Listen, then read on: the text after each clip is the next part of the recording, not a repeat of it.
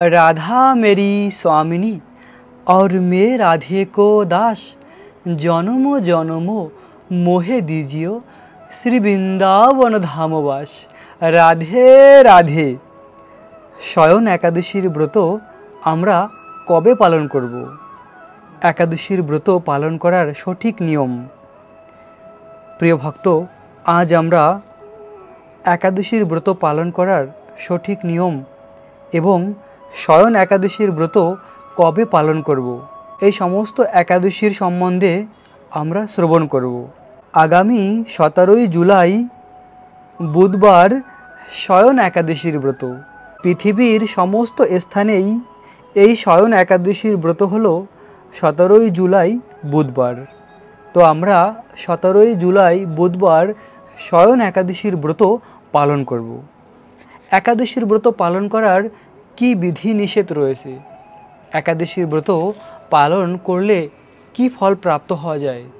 একাদশীর ব্রত পালন না করলেই বা কি হয়? এই সব কিছু আমরা শ্রবণ করব। প্রিয় ভক্ত, আপনারা মন দিয়ে শ্রবণ করুন। বৈদিক গ্রন্থে পুরাণে একাদশীর সম্বন্ধে বর্ণিত রয়েছে যে যত ব্রত রয়েছে তার মধ্যে সর্বশ্রেষ্ঠ ব্রত হলো একাদশীর ব্রত। আর সমস্ত পাপ বিনাশকারী এই একাদশীর ব্রত পালন করা আমাদের একান্তই কর্তব্য। আমরা যদি একাদশীর দিন অন্ন গ্রহণ করি তাহলে এই জগতের সমস্ত মহাপাপ আমাদের হয়ে থাকে। তাই তো একাদশীর দিন আমাদের অন্ন গ্রহণ করা উচিত নয়, আর একাদশীর ব্রত পালন করা উচিত। তো একাদশীর ব্রত কিভাবে পালন করব? একাদশীর আগের দিন নিরামিষ আহার করতে হয় এবং একাদশীর দিন ব্রহ্ম মুহূর্তে ঘুম থেকে উঠে স্নান করে তিলক ধারণ করুন, তুলসী মহারানীকে জলদান করুন, তুলসী মহারানীর পরিক্রমা করুন এবং পুরো দিন ভগবানের কথা অমৃত শ্রবণ করুন, ভগবানের নাম করুন। আর একাদশীর দিন শুধুমাত্র ফল আর জল খেয়ে একাদশীর ব্রত পালন করুন। কেননা একাদশীর দিন সমস্ত রকমের রবি শস্য বর্জনীয়। একাদশীর দিন আমরা অন্ন গ্রহণ করতে পারি না, সেটা বর্জনীয়। কেননা একাদশীর দিন রবি শস্যের মধ্যে সমস্ত পাপ প্রবেশ করে। তাই তো একাদশী দিন অন্ন বর্জিত। একাদশীর দিন হলো তপস্যার দিন। ওই দিন বেশি করে ভগবানের নাম জপ করা উচিত, ভগবানের চিন্তায় মনকে নিয়োজিত করা উচিত। তাই একাদশীর দিন শুধুমাত্র ফল আর জল খেয়ে একাদশীর ব্রত পালন করলে সবথেকে উত্তম। আর যদি কেউ নির্জলা ব্রত পালন করতে পারে তাহলে আরও উত্তম। কিন্তু একাদশীর দিন বিভিন্ন রকমের সবজি বানিয়ে রান্না করে ভোগ লাগিয়ে সেটাও গ্রহণ করা যায়, কিন্তু সবজি বানাতে গেলে অনেক সময় নষ্ট হয়ে যায়। তারা শুধুমাত্র ফল আর জল খেয়ে একাদশীর ব্রত পালন করুন আর পুরো দিন ভগবানের কথা অমৃত শ্রবণ করুন, বৃন্দাবন ধামকে দর্শন করুন। কেননা এই বৃন্দাবন ধাম হলো ভগবান কৃষ্ণ থেকে অভিন্ন। এভাবে একাদশীর পুরো দিন কৃষ্ণ ভাবনামৃত হয়ে অতিবাহিত করুন। আর একাদশীর পরের দিন পালন করে একাদশীর ব্রতকে পূর্ণ করুন।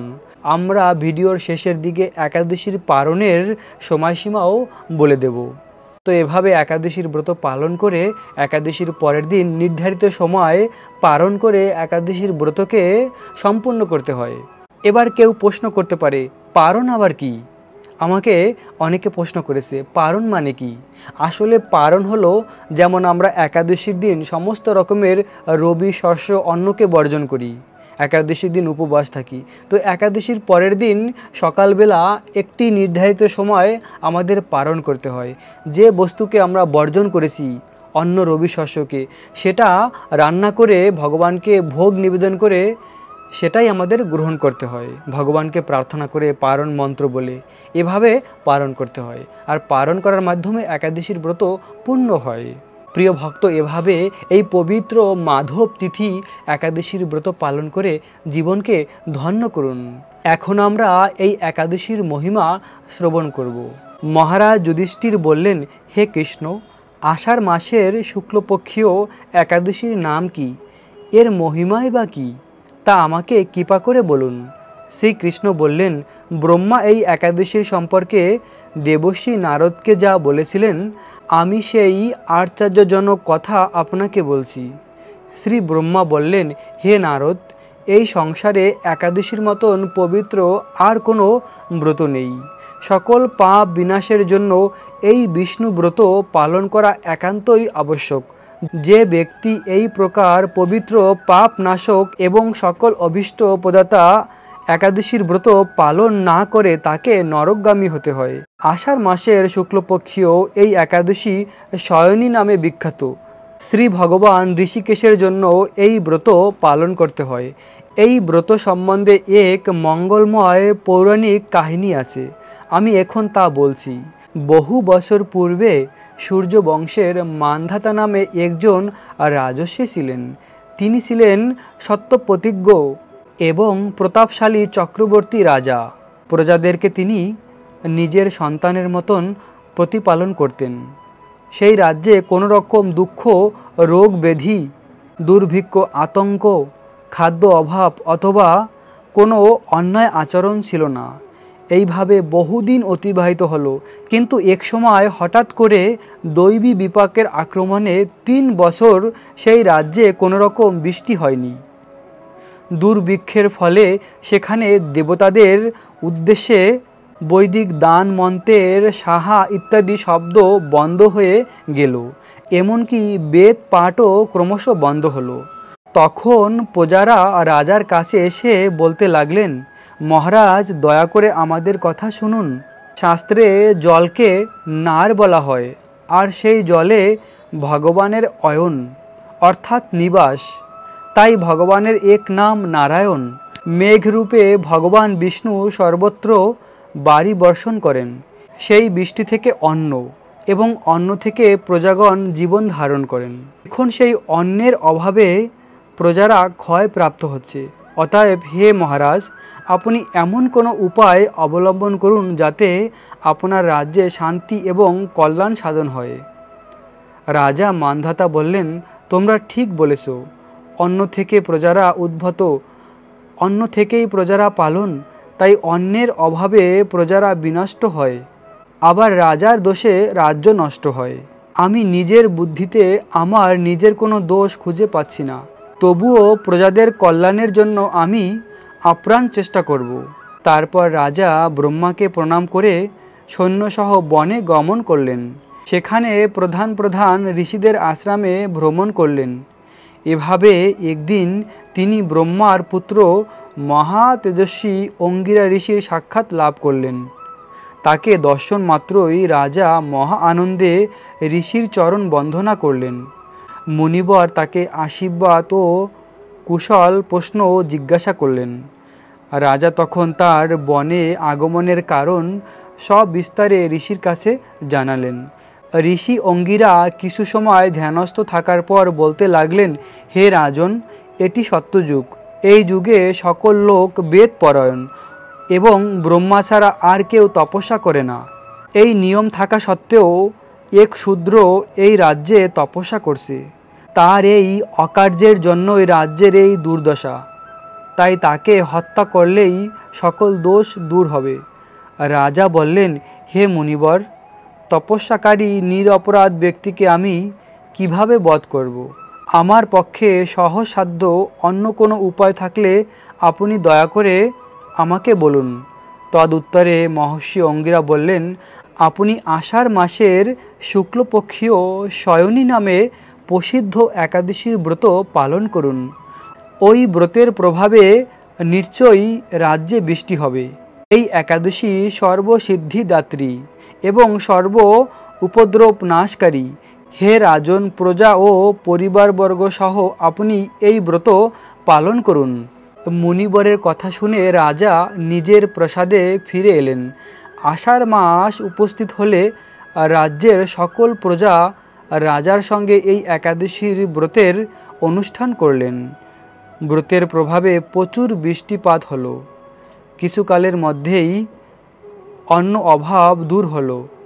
ভগবান ঋষিকেশের কৃপায় প্রজাগণ সুখী হলো। এই কারণে সুখ ও মুক্তি প্রদানকারী এই উত্তম ব্রত পালন করা সকলেরই অবশ্য কর্তব্য। ভবিষ্যৎ পুরাণে যুধিষ্ঠির শ্রীকৃষ্ণ তথা নারদ ব্রহ্মা সংবাদে এইরূপ একাদশীর এই মাহাত্ম্য বর্ণিত হয়েছে। প্রিয় ভক্ত, ভবিষ্যৎ পুরাণে এই একাদশীর মহিমা বর্ণিত রয়েছে।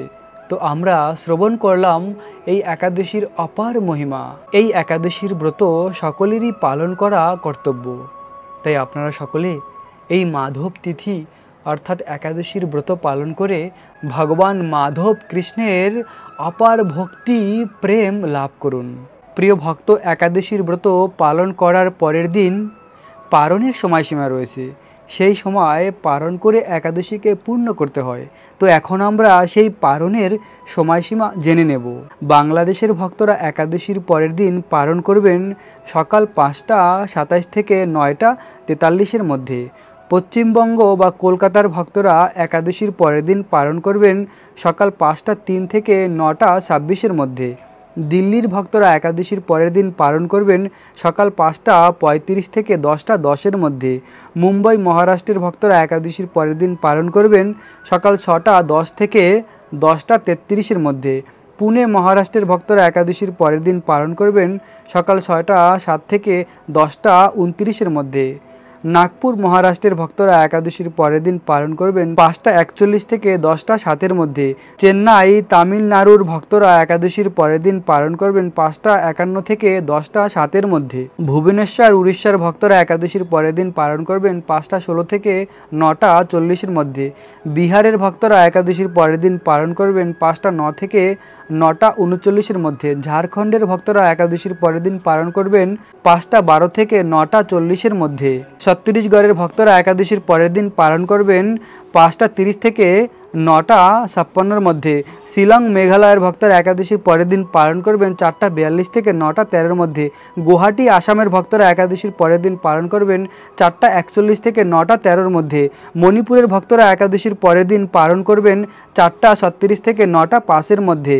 সিকিমের ভক্তরা একাদশীর পরের দিন পালন করবেন 4টা 51 থেকে 9টা 25-এর মধ্যে। বৃন্দাবনের ভক্তরা একাদশীর পরের দিন পালন করবেন 5টা 35 থেকে 10টা 8-এর মধ্যে। ব্যাঙ্গালোর কর্ণাটকের ভক্তরা একাদশীর পরের দিন পালন করবেন 6টা 1 থেকে 10টা 17-এর মধ্যে। হায়দ্রাবাদ তেলেঙ্গানার ভক্তরা একাদশীর পরের দিন পালন করবেন 5টা 50 থেকে 10টা 11-এর মধ্যে। আগরতলা ত্রিপুরার ভক্তরা একাদশীর পরের দিন পালন করবেন 4টা 48 থেকে 9টা 16-এর মধ্যে। গুজরাটের ভক্তরা একাদশীর পরের দিন পালন করবেন 6টা 11 থেকে 10টা 38-এর মধ্যে। গোয়ার ভক্তরা একাদশীর পরের দিন পালন করবেন 6টা 12 থেকে 10টা 30-এর মধ্যে। অরুণাচল প্রদেশের ভক্তরা একাদশীর পরের দিন পালন করবেন 4টা 25 থেকে 9টার মধ্যে। হিমাচল প্রদেশের ভক্তরা একাদশীর পরের দিন পালন করবেন 5টা 29 থেকে 10টা 8-এর মধ্যে। উত্তরাখণ্ডের ভক্তরা একাদশীর পরের দিন পালন করবেন 5টা 23 থেকে 10টার মধ্যে। জম্মু কাশ্মীরের ভক্তরা একাদশীর পরের দিন পালন করবেন 5টা 32 থেকে 10টা 13-এর মধ্যে। নেপালের ভক্তরা একাদশীর পরের দিন পালন করবেন 5টা 19 থেকে 9টা 53-এর মধ্যে। ভুটানের ভক্তরা একাদশীর পরের দিন পালন করবেন 5টা 17 থেকে 9টা 50-এর মধ্যে। শ্রীলঙ্কার ভক্তরা একাদশীর পরের দিন পালন করবেন 6টা 2 থেকে 10টা 12-এর মধ্যে। মালদ্বীপের ভক্তরা একাদশীর পরের দিন পালন করবেন 6টা 2 থেকে 10টা 8-এর মধ্যে। মায়ানমারের ভক্তরা একাদশীর পরের দিন পালন করবেন সকাল 6টা 37 থেকে 11টার মধ্যে। মায়ানমারের ভক্তরা একাদশীর পরের দিন পালন করবেন সকাল 6টা 37 থেকে 11টার মধ্যে। পাকিস্তানের ভক্তরা একাদশীর পরের দিন পালন করবেন 5টা 10 থেকে 9টা 52-এর মধ্যে। মালয়েশিয়ার ভক্তরা একাদশীর পরের দিন পালন করবেন সকাল 7টা 11 থেকে 11টা 16-এর মধ্যে। সিঙ্গাপুরের ভক্তরা একাদশীর পরের দিন পালন করবেন সকাল 7টা 5 থেকে 11টা 9-এর মধ্যে। ইন্দোনেশিয়ার ভক্তরা একাদশীর পরের দিন পালন করবেন সকাল 6টা 4 থেকে 10টার মধ্যে। থাইল্যান্ডের ভক্তরা একাদশীর পরের দিন পালন করবেন সকাল 6টা থেকে 10টা 15-এর মধ্যে। কলম্বিয়ার ভক্তরা একাদশীর পরের দিন পালন করবেন সকাল 5টা 44 থেকে 9টা 59-এর মধ্যে। তাইওয়ানের ভক্তরা একাদশীর পরের দিন পালন করবেন সকাল 5টা 30 থেকে 9টা 44-এর মধ্যে। এই ছিল পৃথিবীর অনেক স্থানের পালনের সময়সীমা। প্রিয় ভক্ত, এই সময় পালন করে একাদশীর ব্রতকে পূর্ণ করবেন। এভাবে একাদশীর পরের দিন ভগবানের জন্য রান্না করে ভোগ নিবেদন করে সেই প্রসাদ গ্রহণ করুন। আর এই সময়সীমার মধ্যে পালন করুন এবং পালনের আগে ভগবানের কাছে প্রার্থনা করুন। একাদশীর পালনের প্রণাম মন্ত্র হলো অজ্ঞান তিমিরান্ধস্যা ব্রতে নাশেন কেশভ প্রসিদ সুসুখ নাথ জ্ঞান দৃষ্টি পদত ভব। এই মন্ত্র বলে পালন করবেন। প্রিয় ভক্ত, ভিডিওর নিচে মন্তব্য বক্সে আমি এই পালন মন্ত্র লিখে দেব। সেখান থেকে আপনারা এই পারণ মন্ত্রকে মুখস্থ করে নিন। পারণের আগে এই মন্ত্র বলে পারণ করুন আর ভগবানকে প্রার্থনা করুন। এভাবে এই পবিত্র শয়ন একাদশীর ব্রত পালন করে জীবনকে ধন্য করুন। 17 জুলাই বুধবার এই শয়ন একাদশীর ব্রত পালন করুন আর ভগবানের বিশেষ কৃপা লাভ করুন। রাখবেন নিজেদের অনেক যত্ন, থাকবেন কৃষ্ণ ভাবনাময়। রাধে রাধে।